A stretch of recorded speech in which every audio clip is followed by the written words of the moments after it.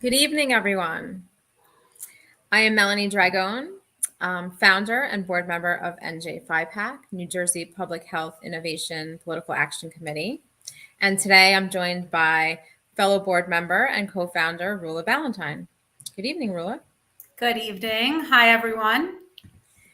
We couldn't be more excited to be coming to you live once again from our PAC chat streaming on StreamYard to bring you the 2023 primary endorsement of Senator Joe Pennacchio and Assemblyman Webber, both incumbents in District 26. If this is your first time tuning into the PAC chat, welcome. And if you're a returning viewer, welcome back. Since we're discussing endorsements today, I just want to make sure that everyone understands the NJ5PAC endorsement process was developed with a set of standards and integrity. Every endorsement we make requires at minimum that the candidate complete and submit the NJ5PAC survey and participate in an in-depth interview with the board of directors. Other factors and considerations are prior voting records of the candidate, if there is one, their public positions or statements on the matters that affect our mission. Ultimately, NJ5PAC standards are to endorse candidates on both sides of the aisle with transparency, integrity, and measurement without bias, so that when you see the NJ5PAC Gold Seal endorsement, the New Jersey voter can be confident that this is the best candidate for our collective mission to protect and preserve health freedom. I'm going to pass to Rula to highlight our featured endorsed guests this evening.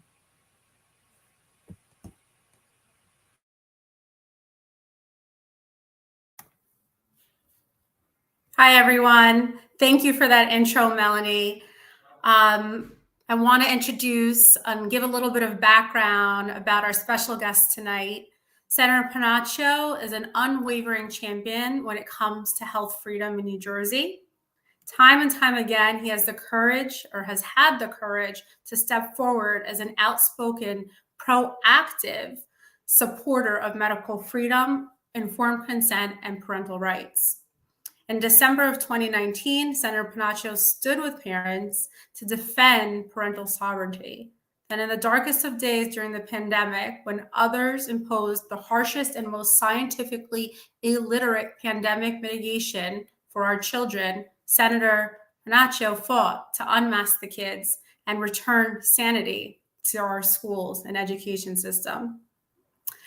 Recognizing the scientific validity of natural immunity, Senator Pennacchio championed a groundbreaking legislation, which he co-sponsored called a COVID-19 Natural Immunity Bill. Assemblyman Webber is also a strong and principled action taker who continues to be fundamental to the success of maintaining health freedom in New Jersey. Not only has the Assemblyman Webber been pro-parental rights for health freedoms and beyond, but in 2021, Assemblyman Webber stood up against the discriminatory mandates of requiring proof of vaccination to enter the New Jersey State House. I'd like to welcome our special guests and bring them on, Senator Pennacchio and Assemblyman Webber.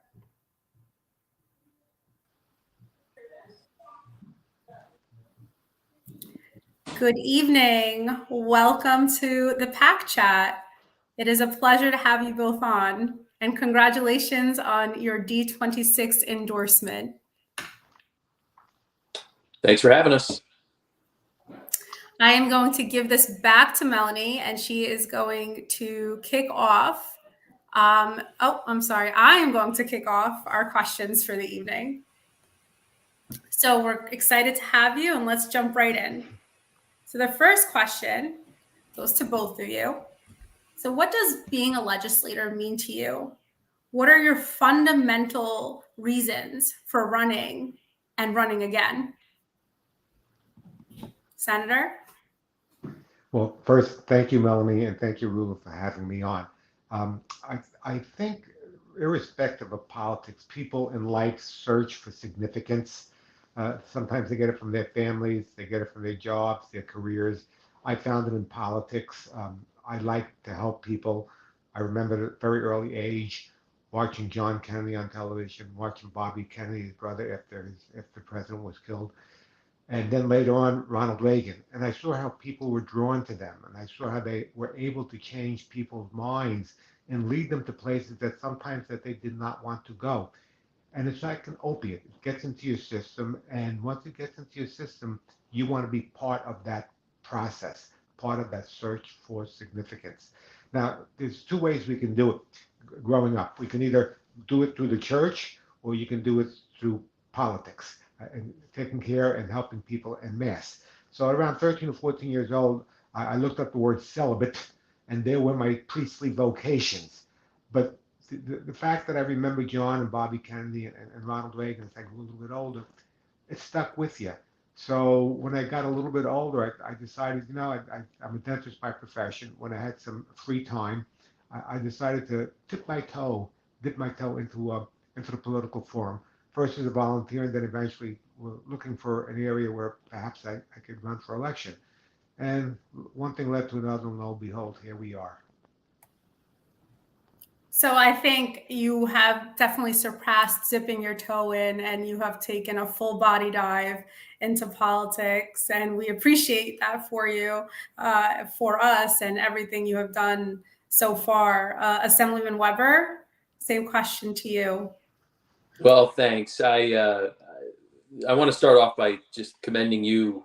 Well, first of all, thank you for the endorsement and appreciate your support. But more importantly, thank you for the work that you're doing. FIPAC such a meaningful voice and a group that is increasingly influential in Trenton, and we're grateful for your activity. We really are. As far as I'm concerned, I love our country. I love it not just for what it's been able to give me and my family. A prosperous and secure childhood, and now allowing me and my wife Johanna to raise our kids in a great place. But really, for the principles upon which we're founded, the freedoms that our founders intended to secure, and in large part did and have. It is a place that I don't think there's any disputes. The greatest nation the world has ever seen, and it's great because of the ideas and the principles that are embodied in the Declaration of Independence and secured by the Constitution, and carried on and defended by good, decent, brave people for going on almost 300 years, or certainly 250 years now, and to play a part in helping to continue to secure those freedoms is a privilege. Ronald Reagan said freedom is only one generation away from extinction, and I think that is true, and it feels never more true than in 2023.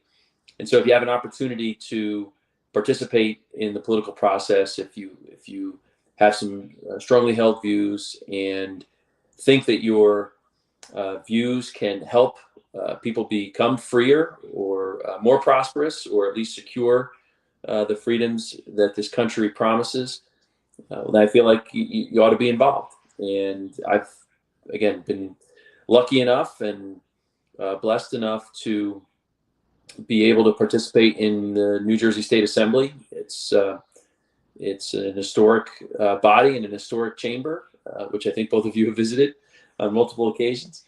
And serving the people of New Jersey in this capacity is a privilege for me, but it's a great responsibility. I take it seriously, and I work hard every day to make sure that the constituents I represent are represented well.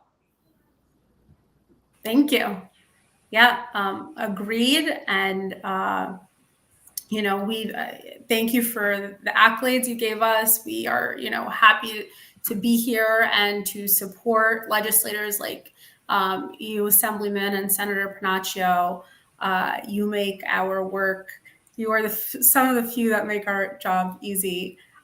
We know, you are there to safeguard the main issue that we are focused on, and which is health freedom. And that leads me to my next question. We hear this term a lot. We heard it a lot during the pandemic. Health freedom was on the tip of everybody's tongue. Parental rights. But my question to you is, when did the issue of health freedom first land on your doorstep? When did it really come to light where it felt like it was an issue that needed to be discussed as a in the legislature, or as a, candidate? When did you first recognize that this is something big here? If you don't mind, I'll take that one.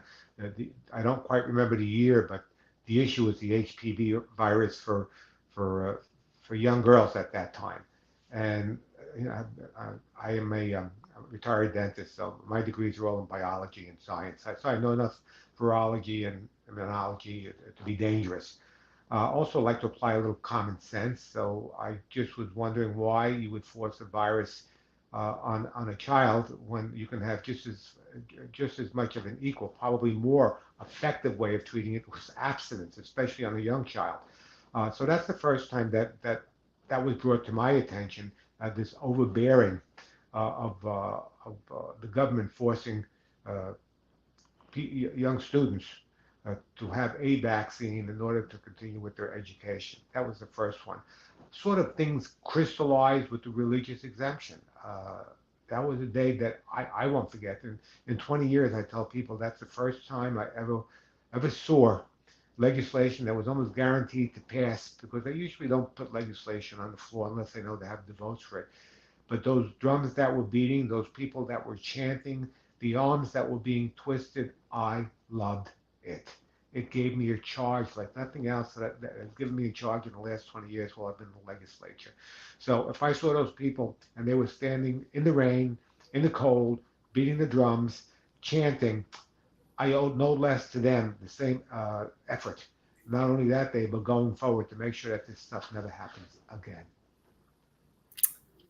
Yeah, and we were all there, and we remember your voice out there. You weren't only on the inside speaking up in the chambers. You came out and you addressed the crowd of people who were out there, and it was incredible to see. And as a senator, to be that activated and that passionate about the issue, that you joined the people, right? And it wasn't just talk. Yes, we support you. You really got there and showed your face, so to speak. So we appreciate that, and we'll never forget that.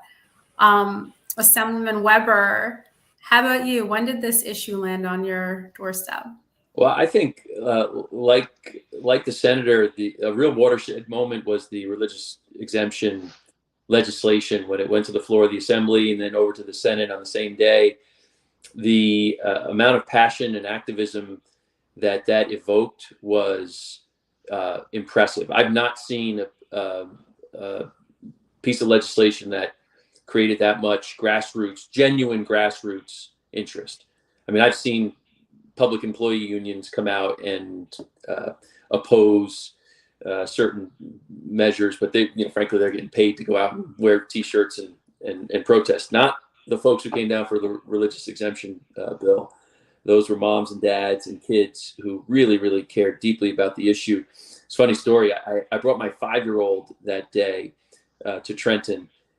She wanted to see what Daddy did in Trenton. So we were walking down the hallway, and as you recall, in the hallway going to the assembly chambers, I mean, people were 3 deep on each side. It was mobbed. It was mobbed. People were friendly, but it was crowded. And my daughter turned to me. She was 5, and she said, "Daddy, why do they keep why do they keep saying, let it snow, let it snow?" I said, "Oh, just vote no. Just vote no." Oh, she heard it as "let it snow." Let it snow. She thought. Oh, I can hear that. So, what a day, though. And Joe was right. The passion and the voice that thousands of people had really affected the outcome of that legislation. and was a victory. Of course, we have to stay vigilant and can't rest on our laurels. But I think, and you probably, I don't know if you agree, but I think the movement came of age that day, and you realized how much influence you could have by making your voices heard, and we've had terrific dialogue ever since. Agreed. I think that was the point where we realized it's time to take our advocacy efforts to the next level, because this issue is never really going away. And, we'll discuss it later in our interview, but we see it rearing its ugly head in different ways and different avenues. So, remaining vigilant. But I love that story about your daughter being there at 5 years old. And, she probably left thinking like, what, Daddy, is it like this every day? Because, I think, if you see that, I'm like, oh my God, my dad has to go walk through that every day for work. It was incredible. And I think it was a momentous time in history. We refer to it as the Battle of Trenton. And it was, and I think it's something that should go in the history books, because like you said, there's been a lot of issues that have come through those doors at the State House, 2A groups, pro-choice group, whatever it may be. But I firmly believe that people and mothers especially never showed up in that magnitude. And it was a historic moment for our state that, we were all part of. So I just want to take, on that note, I want to take a moment to share a piece of video that we have from that day. We'd like to kind of rewind and show our viewers kind of a clip from then. Melanie, can you share that?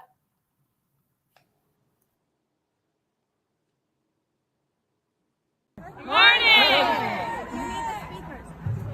We hold these rights to be self-evident, that God has created man with certain inalienable rights, among them life, liberty, and the pursuit of happiness. Yes.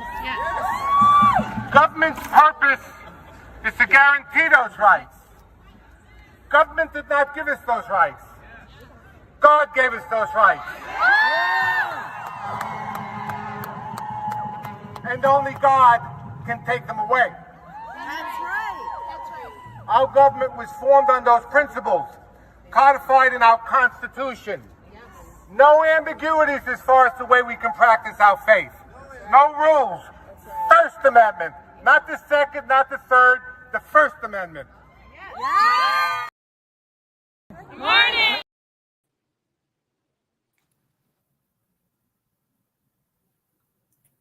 Bring back memories, Senator. As much as that day and the movement and just you go to Trenton and a lot of stuff becomes mundane, and it's a matter of rote sometimes because you're in a minority. You are there at the behest of the majority, but that day the majority party was replaced by we the people, and that's why myself and Assemblyman Webber have gotten into this game, because we still believe in we the people. That's the people's house. So that day you managed to push your politicians aside and you took over that house. And I'm very proud to say that was some small way part of it. Yeah, that was really, really incredible. And we appreciate your voice, Senator. And it was so great to see that video and to relive a piece of the Battle of Trenton, like we like to call it. So thank you. Thank you for being that voice. Thank you. So, gentlemen, tell us, why is this race so important, and why are you the best candidate for District 26? Senator, you want to go first?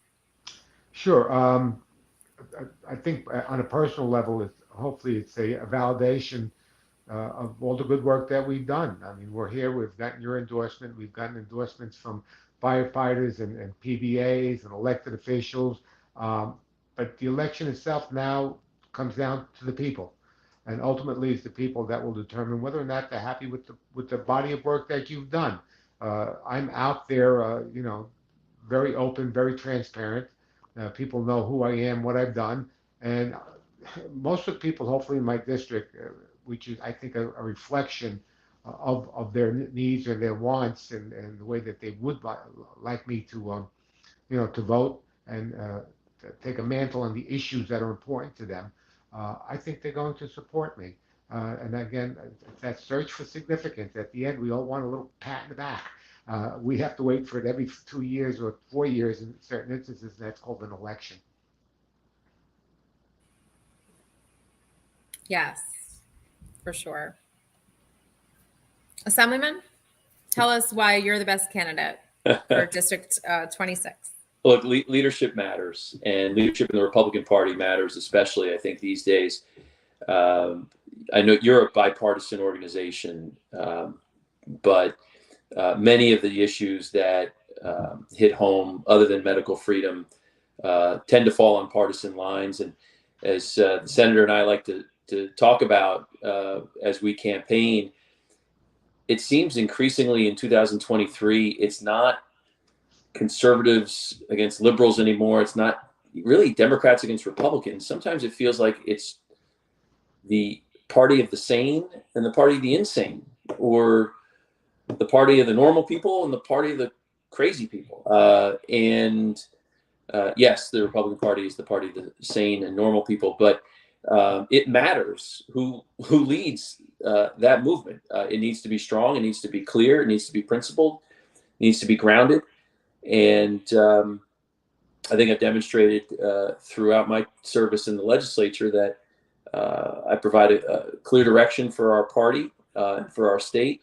It's grounded in certain principles. I can compromise on policy, but never on the principles upon which we're founded and what we think are right. And again, in a world where some people say up is down and down is up and black is white and white is black, the good guys are the bad guys and the bad guys are the good guys.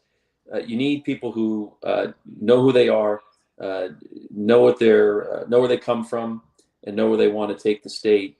And I'd like to think that I've been able to provide that kind of vision and leadership, not just for our party, but for the state. When you're in a primary, you're talking about who's going to lead the party. And I'm a former state party chair back under Governor Christie, and have, I think, exercised leadership in Trenton that people can be proud of and say, yeah, that's my Republican Party.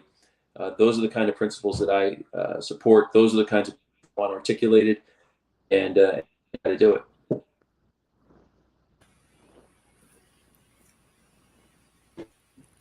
Great. Thank you so much for sharing that.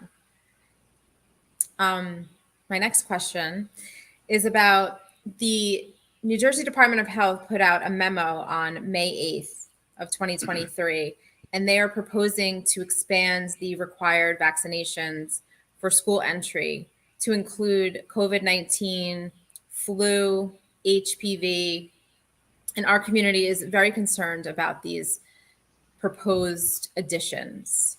Can you talk to us about your thoughts on these additional vaccines being added, and any advice for us, the advocates, boots on the ground, grassroots efforts to ensure that our legislators are aware of what's going on so that they can pivot and hopefully impact what's happening at the New Jersey Department of Health?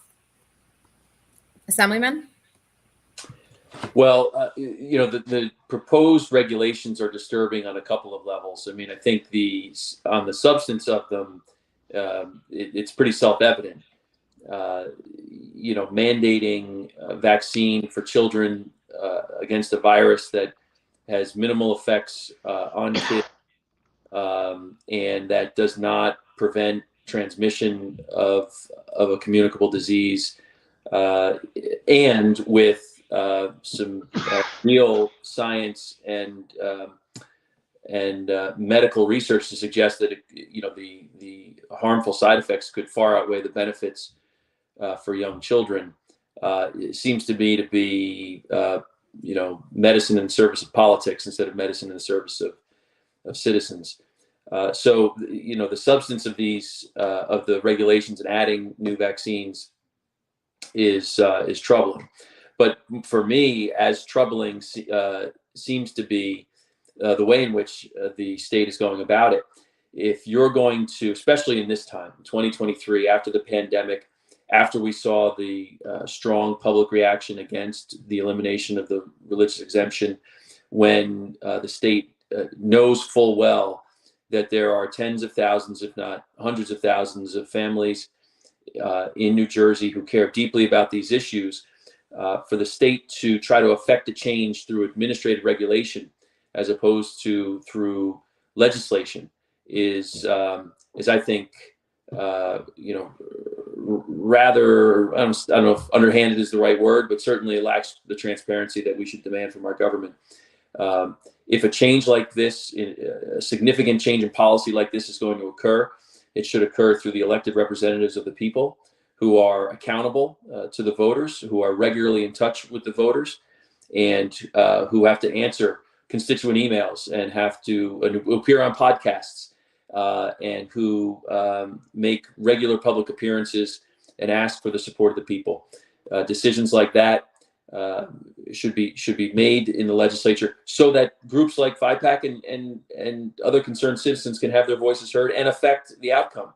When the state takes the administrative route and gives these decisions to the so-called experts who know better than, or they think know better than the public, well, that's a process that tends to lack transparency.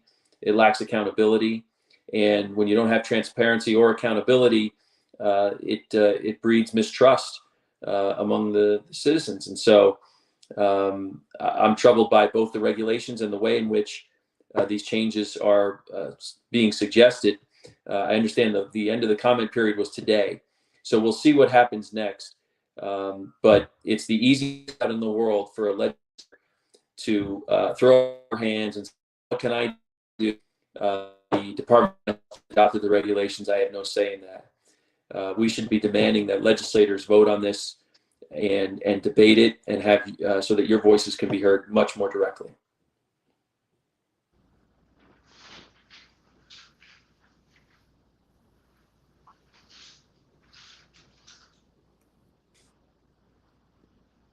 Sorry.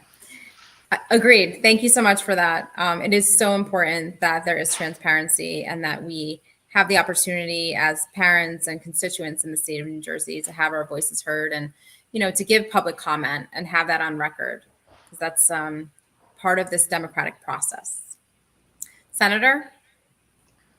Under the guise of pandemic, historical medicines and protocols of their use, we just turned upside down. Definition of vaccine is you don't get the disease and you don't give the disease. Well, last I saw, the mRNA does neither, and yet we still call it a vaccine. And my understanding, the reason we call it a vaccine is that way you don't hold the manufacturers and the pharmaceutical companies responsible, and you hold them harmless with any potential lawsuits that may wind up happening. mRNA was fast-tracked. Normally would take years for that type of medicine. And by the way, I think there is a future for mRNA. It is sort of a magic bullet. I still think it was in the experimental stages. But for you to have one size fits all, we measure risk, and the Assemblyman had alluded to this, risk versus reward. An older person, there may have been a good reason maybe they should have taken it, because if you were in a nursing home or you were over 80 years old, you had other comorbid issues, it wasn't therapeutic and it seemed to help. But if you're a younger child or a teenager or a young adult, most of the times when you got COVID, you either didn't know it or was minimus at best. So why do we treat everybody the same way? What they're not telling us the combination of these. You're going to put in the HPV virus with a combination of an mRNA on top of the 60 vaccines that you get by the time you're 18. And are we overtaxing our immune system? Is that why the people, as they get older, they're coming up with all these polymyalgias and rheumatoid arthritis and all sorts of autoimmune issues that maybe didn't exist to a certain extent they existed years ago? So I think we have to go back to the Hippocratic Oath, which says do no harm. And the government, instead of forcing us and enforcing to do these things, they should do what they do best. It's just step aside and demand that these drugs are properly tested and the efficacy is good and that they don't do any harm. And if there's a risk, let us know exactly what the risk is. But ultimately, especially with a young child, it is the parent's absolute right to determine what is stuck in that child's arm.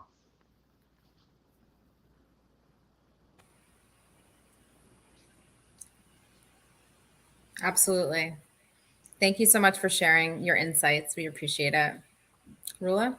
Yeah. So, Assemblyman, talk to us. We briefly touched upon your advocacy efforts regarding health freedom in the state. One specifically where you did not enter the state house because of the rule to show, vaccine paperwork and, show your papers, so to speak. So we know that you have been active, as the board at least does. We'd like you to take this moment to, discuss with the viewers other avenues in which you have exercised your advocacy in health freedom. Well, the certainly being supportive of the religious exemption was something I thought was a no-brainer. Nobody knew that there was a problem with the religious exemption. It is used fairly modestly by earnest people. It doesn't seem to be causing any public health issues, but the left went and picked a fight with the religious exemption, and I was happy to stand up against that effort. You were talking about this state house standoff we had of sorts in December of 21, where the speaker implemented a policy that said you had to be vaccinated or get tested to enter the floor of the assembly to carry out our constitutional duties to our constituents. We were required to either have the COVID vaccine or test that day to prove that we didn't have the disease. I found it obnoxious, and so did some of my colleagues, including our running mate, Brian Bergen. And we told the speaker that policy makes no sense. It's discriminatory. Our constituents are being disadvantaged every day in their workplaces and in public places where they have opted for good reason not to be vaccinated, yet they were losing jobs. They were being sent home. They were losing out on opportunities. And we felt like it was time to take a stand and say, no, we're not going to stand for the government picking winners and losers based on your vaccine status. And if you're going to test anybody, you're going to test all of us. If it's that important to you that someone doesn't enter the state house having COVID, well, then you better test all of us, because just having the vaccine doesn't mean you don't have COVID. And in the beginning of December of 21, we went to the door of the assembly chamber. The state police stood in front of us, told us that we couldn't come in unless we had a vax card or we got tested. And when I very politely and calmly asked the state trooper, are you going to stop me if I walk past you and walk to my desk today? The state trooper said, no, we're not going to stop you. We're not going to physically restrain you. And if you walk through that door, there's basically nothing we're going to do to restrain you. We called their bluff. I walked in, members of my caucus walked in behind me. And even after that, the Speaker of the Assembly called for a fake bomb sweep, claiming that a new security sweep was necessary, and we all had to leave the floor of the assembly so that the bomb-sniffing dogs could come back to the chamber and make sure that we were secure. It was a complete ruse to get us off the floor, and of course, they were going to instruct the troopers not to stand aside the next time we left the chambers. We didn't fall for that. It was a total hoax, a total power by the Speaker to suggest that another sweep was necessary.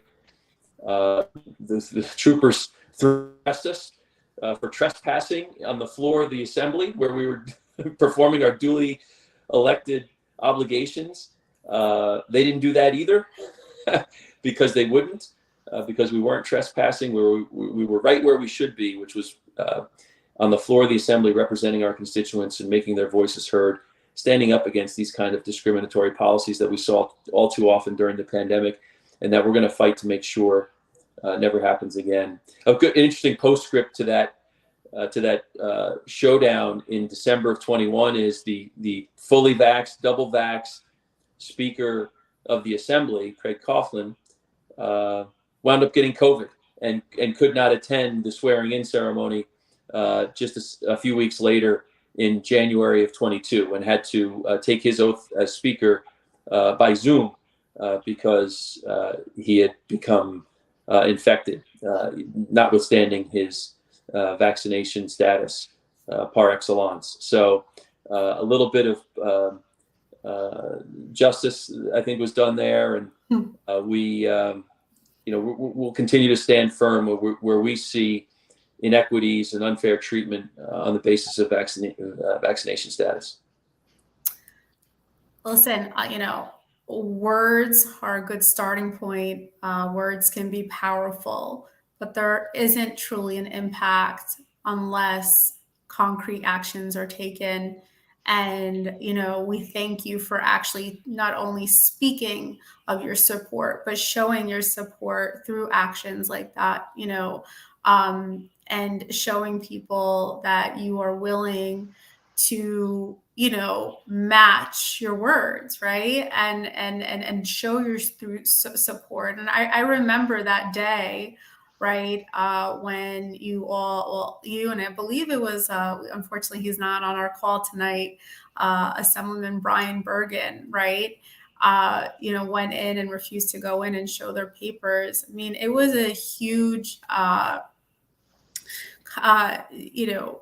for the medical freedom community to see that unfold, right? Because that is really what we were fighting for, right? Lack of discrimination against, to stop discrimination against our children due to their medical status. And this was before COVID, right? This is what we were fighting for. And we would always say, we're fighting for you, although you may not realize it yet. Well, so, my kids are fully vaccinated and you're not fighting for me. We said, well, there will come a day where it will, as I said earlier, fall on your doorstep. This issue will, come home to you.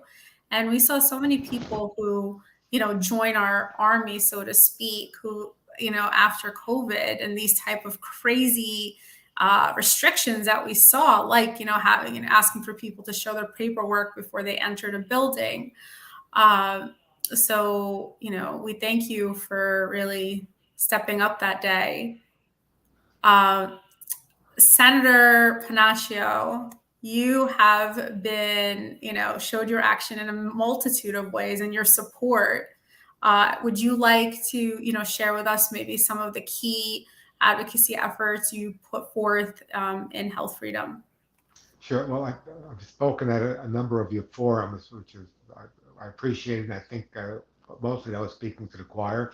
But during the pandemic, when our voices were not being heard, we forced our voices and were able to get Zoom panels.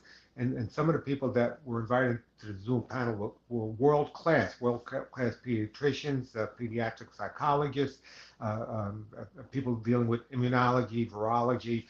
And we had a series of different panel discussions on Zoom, which reached out to thousands of people. And they dealt with the natural immunity, they dealt with the nursing home crisis, what went wrong. They dealt with masking and unmasking our children, the effects and the deleterious effects, quite frankly, of the fact that these kids in some instances were wearing that diaper over their face for 8 hours. So that was coming from a minority party. So don't tell us that even though you're in the minority that you can't get things done. Now it's become standard fare. Recently, by the Republicans, by the way, recently Republicans had a panel on what's going on with the whales and why we think that the sonar may be contributing to some of the deleterious effects that's having on whales and maybe messing up their their programmed minds where they wind up getting hurt or beaching themselves. But the point is that we started those panels, those Zoom panels, and it doesn't just it doesn't stay within the confines of Trenton, the halls of Trenton. Those things can be broadcast and people can see them worldwide, and you can still see them to this day because they're all posted on YouTube. So, and some of them, quite frankly, were a little difficult to get on YouTube. They put them on, they took them off, but thanks to the good hard work of our staff, we managed to get them up, and they're staying up. So you can go back and you can constantly be reminded of all the mistakes that this administration made when it came to the handling of the pandemic, and now, quite frankly, it contributed to the deaths of thousands of people in nursing homes. Not to mention the elimination of a lot of our God-given freedoms.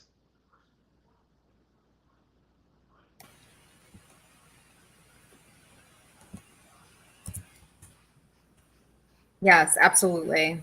And it is so important that we had those forums and that people's voices were being heard, even though there was much effort to kind of silence us and censor the information. It was so significant that you came forth with that bill recognizing natural immunity in particular, to really spotlight how important it was to acknowledge natural immunity, because it was in essence being denied, not only here in New Jersey, but worldwide by the mainstream media. And having that forum and putting forth those voices is really so important, especially to our organization and the people as part of our movement, because for so long we were silenced and censored. And it was so great to have leaders like yourself, Senator, who were making that effort, taking that chance, and spotlighting a difference of opinion than what the mainstream was pushing. So thank you so much for those efforts and for putting those voices out there. It was very, very powerful.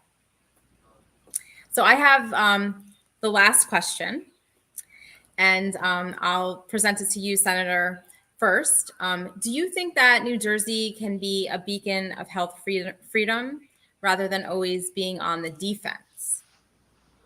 I would hope so. And there's a lot of parallel issues with parental rights that not only deal with medical freedom, but also deal with, quite frankly, CRT and the curriculum that's being thrust upon some of these students. It seems that the same group of parents are involved. They have rights to be parents. Ultimately, it's their choice on how their children are raised, what can or cannot be done to them.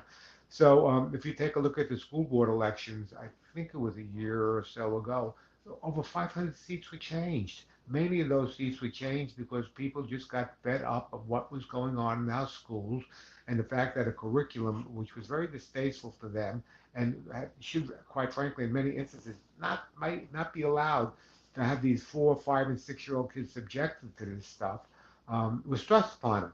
So again, they're not the same issues, but there's a parallel stream between both of those issues that involve parental rights. That movement is growing. We just mentioned how we took over 500 seats a number of years ago, but people are running on that this year. I know one of the major issues that we have is that the woke issue, the fact that we don't want this type of early sexual indoctrination happening to our children. So, as long as you guys just keep up the good work, and so long as you have loudmouths like myself and respectfully Assemblyman Webber and Assemblyman Bergen, hopefully it'll get there, okay? And maybe we can change the dynamics of how the other side, the other party right now is dealing with these issues. Well, more importantly, maybe we can just change the other side to a minority party and we can take over the majority.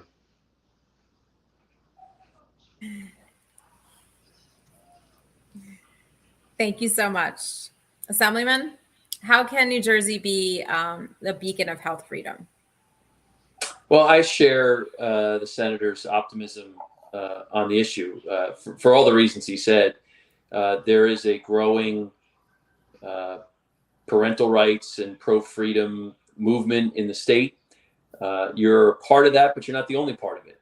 As Joe said, that the school curricula issues are all over the state, up and down. People are upset about and interested in knowing what their kids are being taught.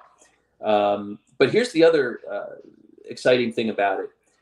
It's a youthful movement, and it is a multiracial, multi-ethnic movement, and it is a bipartisan or multi-partisan movement. So this is something that, as you know, it speaks to Democrats and Republicans. It speaks to blacks and whites and Hispanics, and it really speaks to younger families who have real skin in the game, not just with medical freedom, but with academic freedom, and the fundamental question is, who's going to control the upbringing of our children? Is it going to be moms and dads, or is it going to be the government? And in America, up until now, it's been moms and dads, and that's the way it should be. And in China and in the Soviet Union and other totalitarian societies, it was the government. Unless we've gone so far as to believe that that's what we want, Soviet-style child rearing, well, then, we're going to be on the right side of these issues. And I don't think we've gone that far yet. We might have surrendered some liberties during the pandemic, but at our core, New Jerseyans and Americans love freedom. They love their families, and they have a good sense of the right responsibilities as between government and families, and on things like medical freedom and academic freedom and school curriculum. They know that parents come first, not government, and that's why I'm optimistic about the movement. Fantastic. We are too. And I've been doing health freedom advocacy here in the state of New Jersey for over a decade. And I am just flabbergasted about the way that this movement has grown exponentially. A positive COVID was the growing of our community. And so I agree with both of you. And I appreciate your positive impact on making New Jersey a beacon of health freedom.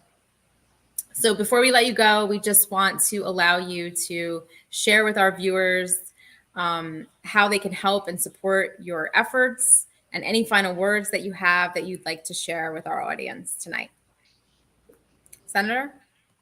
Well, thank you once again, Melanie and Rula, for everything that you do, and for having myself and Assemblyman Webber on. Unfortunately, Assemblyman Brian Bergen couldn't make it tonight. I think he has perhaps maybe another venue that he's attending. But I think we deserve and we've earned the right to go back to Trenton. I don't think you're going to find a more vocal or outspoken group or more effective group. We've been called the most conservative group of legislators in the state by the New Jersey Monitor. Now, I promise you that was not a compliment, but we wear it as a badge of honor. Myself, I've been called leading the charge when it comes against the CRT, critical race theory. And I've also gotten an award from the New Jersey Family Policy Council, being the most anti-woke New Jersey state legislator in Trenton for fighting against its sexual indoctrination curriculum. Of course, now listening to my opponent, it's just the opposite. But that's what happens when you tell lies. You're not going to tell lies that are the truth. You're going to tell lies that are just the opposite. So hopefully my constituents will see past that. They'll see the body of work that I've done. They know that for years I've been empathetic. Their problems have become my problems, and I try to solve them. So if they feel comfortable with the work that I've done and they're happy with the service that I've given them, hopefully they can validate that on Tuesday. And ask what they can do. They can vote. I was going to say, even if you don't want to vote for me, you really should vote. But I'm not going to say that, am I? Definitely great advice. Get out and vote. It's so important. That is your voice in this primary election on Tuesday. Actually, you can start voting on Friday, but you can go in person on Tuesday as well. Assemblyman, any final words? Well, other than first, thank you. Really enjoyed the conversation, Melanie, Rula. Appreciate your support and the opportunity to speak with you. Look, I like Joe. I just put my kind of humility and service to the people, offer them my record, and ask for their support to keep doing it with them and for them for another 2 years. And we think we're a good conservative team. And I got to tell you, Joe's been working so hard this year to just make clear his record and round up all that support that he's earned through legislative service that is distinguished and very deserving. So I'm proud to be on the ticket with Joe. We missed Brian this evening, but I think he had a debate that he had to attend, and so we're working hard to get Brian Bergen elected as part of the team. And you ask what people can do. Certainly vote. Tell others to vote. Forward emails. 5-Pack sending out an email, send it to 10 friends. If you follow us on Twitter or on Facebook, like our social media, share it. We each have digital ads. People repost those on their Facebook or send it around on email. Those are the kinds of things that help, and that's genuine 2023 style grassroots support, and we appreciate everything that everybody does. We really do. I'm looking forward to celebrating good wins for both Joe and the Assembly ticket, me and Brian, after the results are in.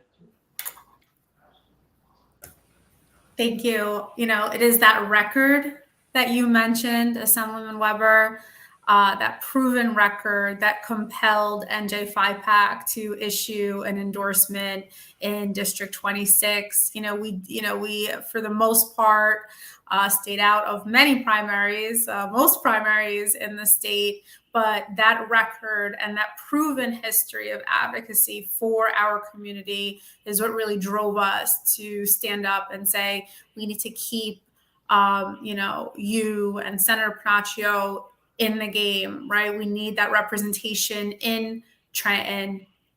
So I commend both of you for that. And we were certainly proud to issue that endorsement and, support you in this race. So that pretty much wraps it up. Thank you again on my behalf, on behalf of the board of directors of NJ 5-Pack. We want to thank you for your voice, for health freedom, for parental rights.